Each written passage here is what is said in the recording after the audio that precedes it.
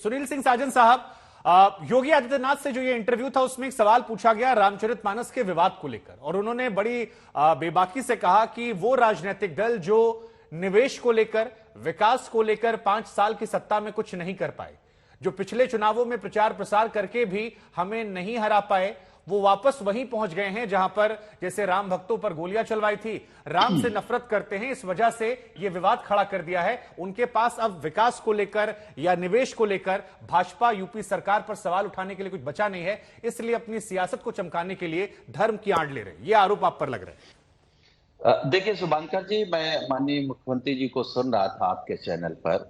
कम से कम उन्होंने विकास की बात तो की। विकास उन्हें आज 6 साल हो गया समझ में नहीं आया है विकास क्या होता है।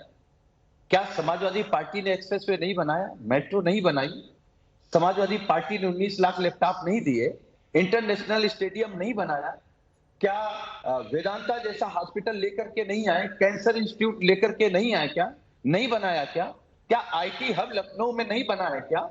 और जो ग्लोबल सबमिट करने जा रहे हैं माननीय मुख्यमंत्री जी, इससे पहले भी बहुत किए, बहुत निवेश लेकर के आए हैं, कागजों पर, टीवी पर, धरातल पे कहीं लेकर के नहीं, फिर करने जा रहे हैं।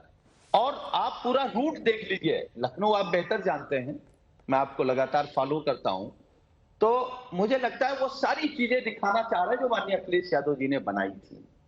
तो विकास की बात माननीय योगी आदित्यनाथ जी ने की ये सवाल इसलिए मेरे मन में आ रहा है क्योंकि 2017 का यूपी चुनाव मैंने भी कवर किया था। आप लोगों ने एक नारा बड़ा बढ़िया दिया था जो जुबान पर आ गया था, काम बोलता है, अगर मैं गलत नहीं हूं तो।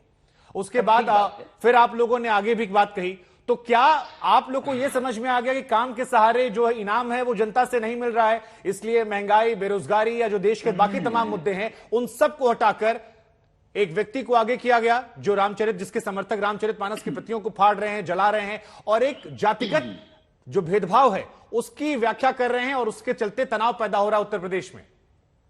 देखिए शुभांकर जी, एक बात तो मैं साफ कर दूं कि समाजवादी पार्टी डेवलपमेंट को अपना मुद्दा मानती है, मानती रहेगी और उसी पर हमको काम करना है। लेकिन जहां तक सवाल रामचरितमानस का है, मुझे लगता है कि इस बात को आप भी जानते होंगे, खासतौर से मैं जिस समाज से आता हूं, सबसे ज्यादा रामचरितमानस उस समाज के लोग आज भी कराते हैं जी। लेकिन हम एक सवाल आपके कार्यक्रम में कर रहे हैं, ये देश रामचरितमानस से चलेगा या संविधान से चलेगा? देश में तो लोकतंत्र है ना, और लोकतंत्र ही हमको ये इजाजत देता है किसी किताब में या कहीं पर भी अगर ऐसी कोई लाइन, ऐसा कोई चौपाई लिखी है जिससे हिंदू समाज का एक बड़ा तबका, सनातनी समाज का एक बड़ा तबका आहत होता है। सुनील जी, आप लखनऊ में रहते हैं? आप लखनऊ में रहते हैं? लखनऊ रहता हूं आज लखनऊ रहता हूं। कल लखनऊ में सिख समाज के लोग निकले थे, आज दलित समाज के लोग निकले थे और उनसे जब हमने बातचीत की तो वो कह रहे थे कि अखिलेश यादव जी की सद्बुद्धि के लिए प्रार्थना कर रहे हैं। ये उनका स्टेटमेंट था, मेरा स्टेटमेंट नहीं था, मैं कोट कर रहा हूं। अगर ये लोग निकल रहे हैं तो आपकी पार्टी पर यह आरोप लगता है कि आप लोग ये सारे एक्सपेरिमेंट हिंदू धर्म में कर सकते हैं, दूसरे धर्मों को बोलने की आपकी हिम्मत नहीं है, यह आरोप लगाती है बीजेपी और बाकी लोग। और ये आप लोग इसलिए लगा रहे हैं क्योंकि धर्म के आड़ में ही आप लोग, जैसे एक चंद्रशेखर जी का बयान वायरल हुआ था बिहार वाले, वो बयान सही है गलत है वेरीफाइड, लेकिन उसमें एक आरोप आया था कि टारगेट करो सॉफ्ट टारगेट हिंदुत्व पर, हार्ड मत करो। हार्ड करोगे तो पूरा समाज नुकसान हो जाएगा, सॉफ्ट करोगे तो एक वर्ग खिसक आएगा। देखिए शुभांकर जी, क्योंकि हम सनातनी हैं, हम हिंदू हैं, हम अपने धर्म की बात करेंगे, अगर उसमें कोई कमी होगी तो उस पर जरूर बात करेंगे। और इसलिए हम ये बात कह रहे हैं कि ठीक है, आज तक को सिख समुदाय के लोग दिख गए, दलित समुदाय के लोग दिख गए, लेकिन वो पिछड़े दलित जो संगठन के लोग इस बात को कह रहे हैं कि लाइनें हटा दी जाएं, वो क्यों नहीं दिख रहे हैं? एक दूसरी बात फिर मैं आपके कार्यक्रम में कह रहा हूं, हमारी आस्था है और आस्था है और रहेगी, लेकिन मुझे याद है, हम लोगों ने इतिहास में पढ़ा है, इस देश में प्रतिशता भी था और उसको लोग मानते थे कि ये भगवान की कृपा है, भगवान ने तय किया है कि भाई इनको जलना होगा, लेकिन वो कुरीति थी। अगर कोई कुरीति है, हमारे धर्म में है तो हम उसके खिलाफ आवाज सुनील उठाएंगे साजन जी और देखिए, उसको खत्म ये हो करेंगे। सकता है आपका विचार हो सर। मेरे साथ अभी थोड़ी देर पहले अनूप जलोटा जी थे, उन्होंने उसी पंक्ति जी। की अपनी शब्दों में व्याख्या की।